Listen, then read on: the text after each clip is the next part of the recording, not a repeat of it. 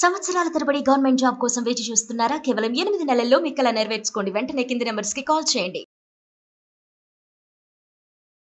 America తమ దేశంలో పర్యటించేటువంటి వారిపైన నియంత్రణ చర్యలు తీసుకోవడమే కాదు, ఇప్పుడు తమ దేశ పౌరులు ఏ ఏ ప్రాంతాల్లో పర్యటించాలి, అలానే దౌత్యపరంగా వివిధ దేశాలతో ఉన్నటువంటి సంబంధాలకు అనుగుణంగా ట్రావెల్ బ్యాన్ విధించాలని నిర్ణయించింది. దీనికి సంబంధించిన ఎగ్జిక్యూటివ్ ఆర్డర్స్ పైన ప్రెసిడెంట్ డొనాల్డ్ ట్రంప్ సంతకాలు చేశారు. దీన్ని ఎలా అమలు చేయాలి, కారణాలు ఏంటి, ఎందుకు ఈ నిర్ణయం తీసుకోవాల్సి వచ్చింది, ఇది కూడా ఆయన ఎక్స్ప్లెయిన్ చేసేటువంటి ప్రయత్నం చేశారు. అసలు ఓవరాల్గా ఎన్ని దేశాలపైన 12 దేశాలపైన ఈ ట్రావెల్ బ్యాన్ పెట్టారు, పాక్షికంగా ఆంక్షలు మరికొన్ని దేశాలపైన ఒక 7 దేశాలపైన పెట్టారు. అసలు ఆ లిస్ట్ ఏంటి ఒకసారి విశ్లేషించే ప్రయత్నం చేద్దాం. అమెరికన్ ప్రెసిడెంట్ తీసుకున్నటువంటి ఒక నిర్ణయం ఇది. 12 దేశాలను అయితే పూర్తిగా ట్రావెల్ బ్యాన్ చేయాలనేటువంటి నిర్ణయం తీసుకున్నారు. అందులో ఆఫ్ఘనిస్తాన్, చాడ్ అంటే సెంట్రల్ ఆఫ్రికన్ కంట్రీస్, అలానే Republic of the Congo, Equatorial Guinea, ఇక్కడ Eritrea, Haiti, Iran, Libya, Myanmar, అలానే సోమాలియా, సుడాన్, యమన్ అన్ని మ్యాక్సిమం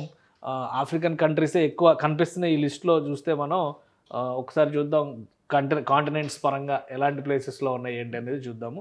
సో ఈ ఆరెంజ్ కలర్లో ఉన్నాయన్నీ కూడా బ్యాన్ ఫుల్ ఫ్లెడ్జ్డ్గా పెట్టినటువంటి 12 దేశాల లిస్టు.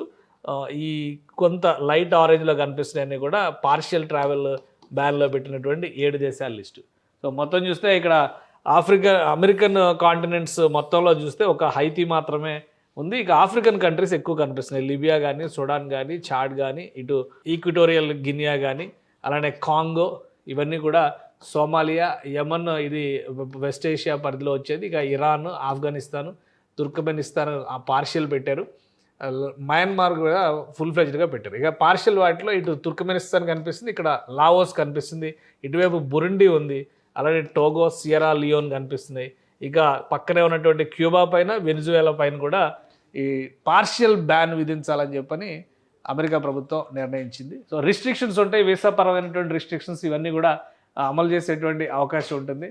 మొత్తం మీద 12 దేశాలపైన ఆంక్షలు, మరొక 7 దేశాలపైన travel ban, complete travel ban పెట్టాడు డొనాల్డ్ ట్రంప్. ఒకసారి ట్రంప్ దీనికి సంబంధించి ఏం చెప్పారో కూడా చూద్దాం మనం.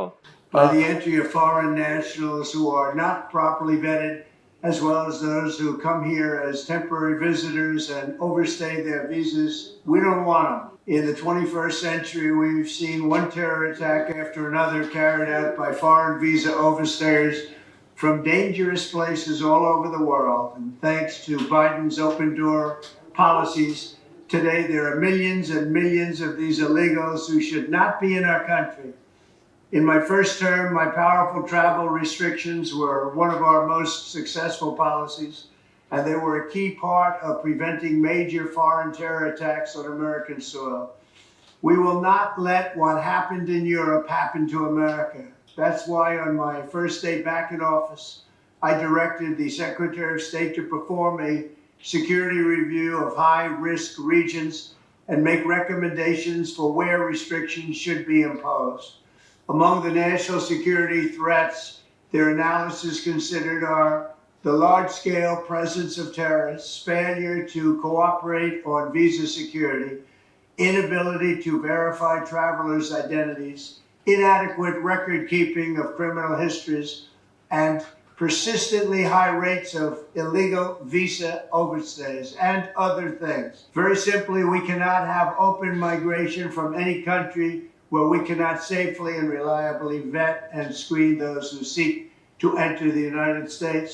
That is why today I am signing a new executive order placing travel restrictions on countries including Yemen, Somalia, Haiti, Libya, and numerous others. The strength of the restrictions we're applying depends on the severity of the threat posed.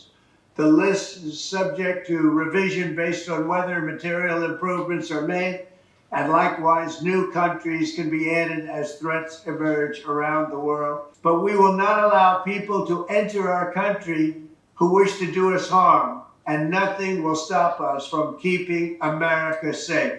Right. Thank you very much. Right, ఇది Trump ఇచ్చినటువంటి statement sign చేసేటప్పుడు white house అఫీషియల్గా release చేసినటువంటి video document ఇది. So కొన్ని ఆసక్తికరమైనటువంటి నిర్ణయాలు ఉంటాయి. ఎందుకంటే ఇక్కడ కొన్ని దేశాలతో ఈ మధ్య యూరోప్ టూర్ సందర్భంలో కూడా లిబియా లాంటి దేశాలతో ప్రత్యేకంగా ట్రంప్ భేటీ అయ్యారు. దాదాపు 20 సంవత్సరాల తర్వాత జరిగినటువంటి భేటీగా దీన్ని మీడియా మొత్తం కూడా కీర్తించింది. కానీ లిబియా పైన కూడా పూర్తి స్థాయి బ్యాన్, ఇక్కడ చూస్తే ట్రావెల్ బ్యాన్ లిస్ట్లో లిబియాని పెట్టారు. సో అంటే చేసేటువంటి పనులకి కానీ తీసుకుంటున్నటువంటి నిర్ణయాలకు కానీ పొంతన ఉంటుందా అనేటువంటి సందేహాలు ఈ మధ్య కాలంలో ట్రంప్ అడ్మినిస్ట్రేషన్లో ఎక్కువగా కనిపిస్తున్నాయి. ట్రావెల్ బ్యాన్ విధించడానికి 2 ప్రధానమైన రీజన్స్ చెప్పారు. ఇల్లీగల్ ఇమ్మిగ్రేషన్ని ఆపేటువంటి క్రమంలో, అలాగే అమెరికన్ సాయిల్ మీద దేశద్రోహ చర్యలకు పాల్పడేటువంటి కొంతమంది వ్యక్తులు వస్తున్నారు, అక్కడే బస చేస్తున్నారు. అలాగే ఓవర్ స్టేస్ అంటే కాల పరిమితి తీరినప్పటికీ కూడా అమెరికాలోనే ఉండేటువంటి ప్రయత్నాలు చేస్తున్నారు. అటువంటి వాటికి ఎట్టి పరిస్థితుల్లో అవకాశం ఇవ్వబోమనేటువంటి హెచ్చరికలు జారీ చేస్తున్నాయి. ఈ నిర్ణయం తీసుకున్నట్టుగా ట్రంప్ చెప్పారు. మొత్తం 12 దేశాలపైన ఫుల్ ఫ్లెడ్జ్డ్గా ట్రావెల్ బ్యాన్ పెట్టారు. ఇక వీసా రిస్ట్రిక్షన్స్ వచ్చేసి ఈ 2 దేశాలు, ఇటువైపు చూస్తే కనుక మొత్తం 7 దేశాలు ఇక్కడ వీసా రిస్ట్రిక్షన్స్కి సంబంధించి సియరా లియోన్, టోగో, బురుండి ఇట్లాంటివన్నీ కూడా, తుర్కమెనిస్తాన్, అలానే లావోస్ లాంటివి ఏషియన్ కంట్రీస్ 3-4 ఉన్నాయి. ఎక్కువ శాతం ఉన్నది ఆఫ్రికన్ కంట్రీస్కి సంబంధించినటువంటి దేశాలే ఉన్నాయి, ఆఫ్రికన్ కాంటినెంట్కి సంబంధించినటువంటి దేశాలే ఉన్నాయి. సో ఒక పక్కన సత్సంబంధాలని కొనసాగిస్తున్నాం అనే సంకేతాలు ఇస్తూనే మరోవైపు తీవ్రవాదానికి సంబంధించి కానీ ఆ దేశ భద్రతకు సంబంధించినటువంటి విషయాల్లో కానీ స్ట్రాంగ్గా యాక్షన్ ఉంటుంది. Open door policy, Joe Biden తీసుకొచ్చినటువంటి ఓపెన్ డోర్ పాలసీ ఎట్టి పరిస్థితుల్లో అమలు కాదు, దేశ భద్రతే ముఖ్యం అనేటువంటి సందేశాన్ని ఈ మెసేజ్ ద్వారా డొనాల్డ్ ట్రంప్ ఇచ్చారు. సో ట్రావెల్ రిస్ట్రిక్షన్స్ వచ్చిన తర్వాత ఆయా దేశాలతో సంబంధాలు ఏ విధంగా ఉంటాయి, ఆల్రెడీ చాలా దేశాలతో టాక్సేషన్ పాలసీ విషయంలో కానీ, ఇప్పుడు యూరోప్లో జరుగుతున్నటువంటి యుద్ధం విషయంలో కానీ అమెరికా అనుసరిస్తున్నటువంటి విధానాలు కొంత ఇబ్బందికరంగా మారుతున్నాయి. ఇప్పుడు మళ్ళీ ఆకస్మికంగా ఈ ఎగ్జిక్యూటివ్ ఆర్డర్స్ పాస్ చేసిన తర్వాత ఎలాంటి పరిణామాలు ఉంటాయో చూడాలి.